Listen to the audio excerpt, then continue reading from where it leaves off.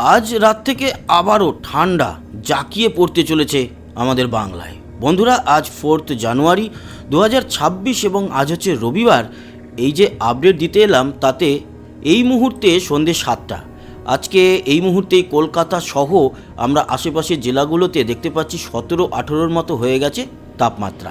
ভোর রাতে আরও কমবে। এই সমস্ত বিষয় নিয়ে আলোচনা করব আজকের আবহাওয়ার আপডেটে, এবং থাকছে আগামী কয়েকদিন কীরকম আমাদের বাংলার আবহাওয়া থাকবে। আবহাওয়ার কোনো সতর্কতা নেই এই মুহূর্তে আমাদের ভারত এবং এছাড়া বাংলাদেশ, মায়ানমার এই সমস্ত জায়গায় কোথাও কিন্তু কোনো সতর্কতা লক্ষ্য করা যাচ্ছে না। তার মানে কোনো সেই প্রকারে বৃষ্টি নেই। বায়ুতে যদি আসি, নতুন করে একটি ঘূর্ণাবর্ত তৈরি হচ্ছে বটে বঙ্গোপসাগরে, তার এফেক্ট আমাদের বাংলার দিকে আসবে না।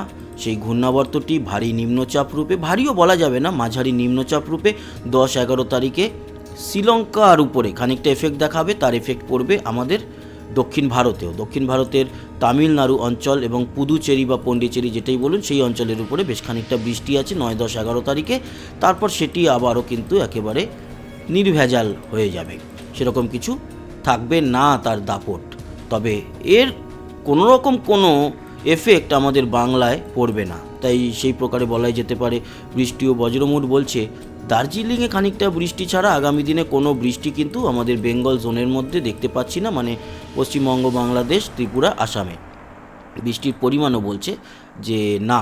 আজকে 4 তারিখ থেকে আমরা যদি লাস্ট সোমবার 19 তারিখ পর্যন্ত দেখি, 19শে জানুয়ারি পর্যন্ত, সেক্ষেত্রেও কোনো বৃষ্টি আমাদের পশ্চিমবঙ্গে নেই, থাকছে না ত্রিপুরা, থাকছে না আসামে, আর বাংলাদেশেও একেবারে পরিষ্কার থাকছে আকাশ। এদিকে দার্জিলিংয়ে অবশ্য কিছুটা বৃষ্টি দেখা যাবে। দার্জিলিং, সিংলিং, তারপরে ধোতরে, এদিকে গ্যাংটক মানে আমাদের সিকিমে কিছুটা কিন্তু বৃষ্টি থাকবে এই কয়েকদিনের মধ্যে। তবে বৃষ্টির পরিমাণ সেরকম কিছু নয়, একেবারেই কম, খুবই সামান্য বৃষ্টি। ওই রেগুলারই হয়তো পাতলা একটু ঝিরিঝিরি বৃষ্টি হলো কোনো একটা সময়, বড় কিছু হবে না। আর এই সময়টা বড় কিছু হয়ও না। এবার আসবো তাপমাত্রায়, যেটা নিয়ে আলোচনা করছিলাম। তবে তার আগে কুয়াশা কীরকম পড়বে সেটা দেখে নিই। আজকে এই মুহূর্ত থেকেই কিন্তু কুয়াশা খানিকটা পড়া শুরু হয়ে গেছে দার্জিলিংয়ে, এদিকে গুয়াহাটির দিকে, বাকি রাজশাহী এবং এদিকে বাংলাদেশের ঘিওর, তারপর টাঙ্গাইল, পাবনা, ফরিদপুর খুব হালকা মাঝারি কুয়াশা লক্ষ্য করতে পারছি। বাকি অঞ্চলে এই মুহূর্তে কুয়াশা নেই, কিন্তু রাতের দিকে আজকে কুয়াশা বেশ ভালো মতোই পড়বে। মাঝরাতের দিকে কলকাতা সহ আশেপাশে হুগলি, চুঁচুড়া, এদিকে চন্দননগর, কৃষ্ণনগর, চাকদা সহ নদিয়া জুড়ে, এছাড়া হাবড়া, বনগাঁ মানে উত্তর 24 পরগনার বসিরহাট, টাকি, মিনাখা, হারোয়া এই জায়গাগুলোতে, এবং সুন্দরবন অঞ্চলেও বিক্ষিপ্তভাবে এই যে কুয়াশা দেখা যাবে। থাকবে খড়গপুর, ঝাড়গ্রাম, চন্দ্রকোনা, বর্ধমান এবং এদিকে কিছুটা দেখা যাবে পুরুলিয়ার দিকে এই কুয়াশা। মালদা, বীরভূম, মুর্শিদাবাদে কুয়াশা থাকবে।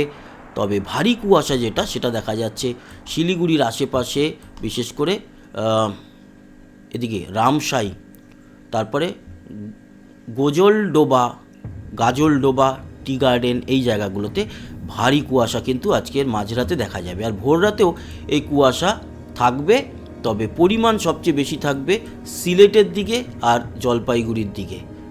বাকি ত্রিপুরাতেও কুয়াশা থাকবে। এই কুয়াশাজনিত কারণে কিন্তু আমাদের কলকাতাতে যে সকালের দিকে ফ্লাইট নামতে সমস্যা খুব একটা হবে না। ফ্লাইট নামতে সমস্যা হবে শিলিগুড়ির দিকে। শিলিগুড়িতে কিন্তু ভারী কুয়াশা।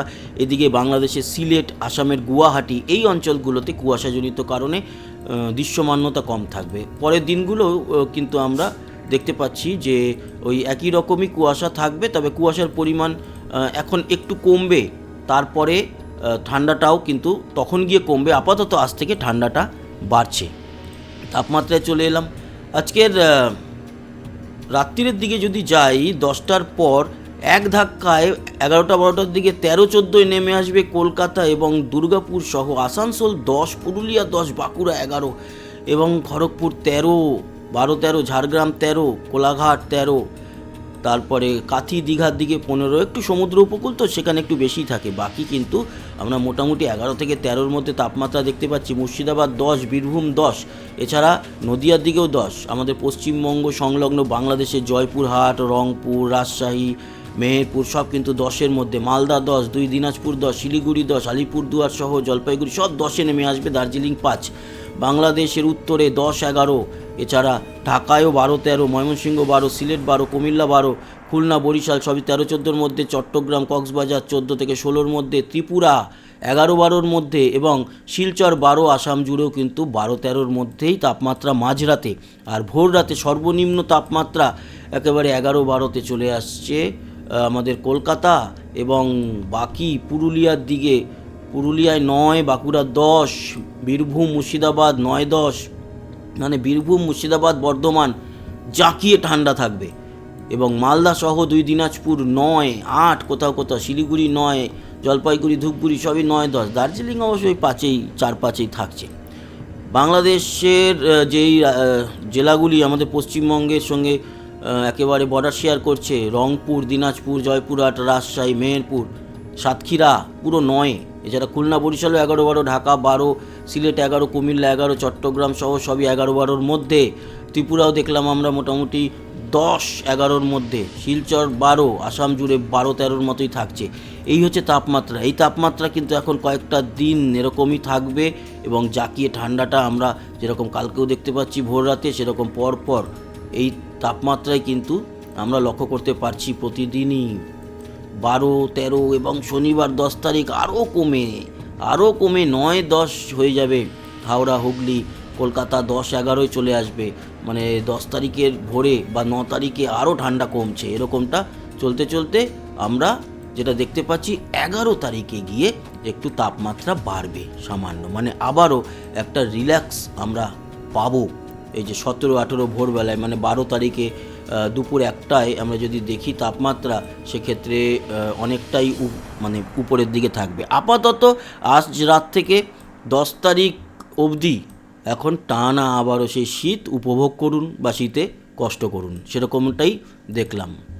উপগ্রহ চিত্রও বলছে যে আমাদের সারা ভারতবর্ষ পরিষ্কার, আর বঙ্গোপসাগরের উপরে মেঘ। পশ্চিমবঙ্গ, বাংলাদেশ সব জায়গায় কিন্তু পরিষ্কার আছে, মেঘ কোথাও নেই, মেঘমুক্ত আকাশ। তবে দৃশ্যমানতা কুয়াশার জন্য খানিকটা কম থাকতে পারে। তো এই ছিল আলোচনা, আশা করি কাজে লাগলো। সবাই ভালো থাকবেন, সুস্থ থাকবেন।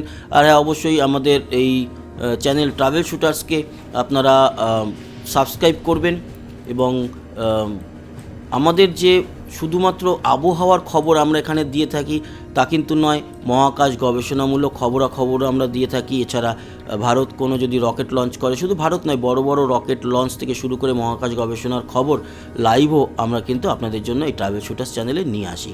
আর এই যে আবহাওয়া, এটাও একটা প্রযুক্তির সঙ্গে যুক্ত, কারণ আমরা সম্পূর্ণ উপগ্রহ থেকে আপনাদেরকে এই আপডেট দিয়ে থাকি এবং আপনারাও সেটা প্রতিনিয়ত আমাদের সঙ্গে দেখেন, ভালোবাসেন। আবার দেখা হবে, টাটা।